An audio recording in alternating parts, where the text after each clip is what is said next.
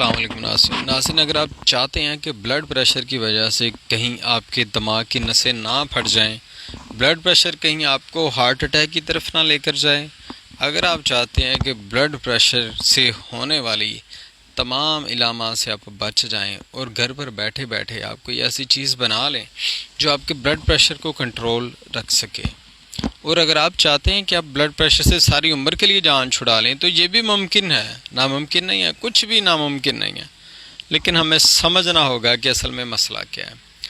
آج کی ویڈیو میں آپ کو بتاؤں گا کہ ہائی بلڈ پریشر سے آپ کیسے نجات حاصل کر سکتے ہیں اور کیسے آپ نے ان گولیوں سے بچنا ہے جو آپ کو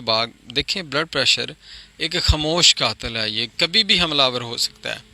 اب دیکھیں آپ اپنے گھر میں بیٹھے ہوئے، رات کا ٹائم ہے، بلڈ پریشر زیادہ تر ہوتا ہی 30+ لوگوں کے، 40+، کچھ ہم میں سے بزرگ افراد ہیں جو بوڑھے ہو جاتے ہیں، پھر بچے اپنے اپنے کمروں میں بیٹھے ہوئے ہیں، آدھی رات کس کو جگائیں گے، کہیں گے مجھے ہاسپٹل لے کے جاؤ، یا 12-1-2 بجے آپ کو بلڈ پریشر کا مسئلہ ہو جاتا ہے، بی پی شوٹ کر جاتا ہے،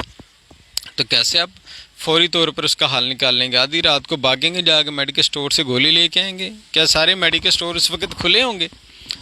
ان تمام چیزوں سے بچنے کے لیے آج آپ کو چھوٹا سا میں نسخہ دوں گا، یہ دوں گا وقتی طور پر آپ جس سے بلڈ پریشر ٹھیک کر سکتے ہیں۔ یہ 2 بندوں کا ایک تو آپ کو بلڈ پریشر اگر ہائی ہے تو اسے آپ کھائیں گے تو انشاءاللہ ٹھیک ہو جائیں گے۔ دوسرا، جن کا گرمی کی وجہ سے بلڈ پریشر ہائی ہوتا ہے ان کا آپ دیکھیں گے کہ زبان ان کی سرخ ہے، پیشاب بھی ان کو زرد کلر کا آتا ہے، تو چہرہ بھی دیکھیں گے سرخ سا، گرمی کی ساری نشانیاں جو ہے جس میں موجود ہوگی۔ نبض آپ ان کی دیکھیں گے تو نبض جو ہے وہ پوری گرمی کے مقام پر پگھلی ہوئی نبض، 3 انگلیوں پہ نبض ہوگی، تو آپ کو پتہ لگ جائے گا کہ یہ گرمی کی وجہ سے بلڈ پریشر ہے، تو اس بندے کو آپ یہ کھلا دیں، انشاءاللہ اس کی ویسے ہی جان چھوٹ جائے گی۔ بلڈ پریشر تو اور اقسام میں سابی علامات میں بھی جو ہے وہ بلڈ پریشر ہوتا ہے، عضلاتی میں بھی ہوتا ہے،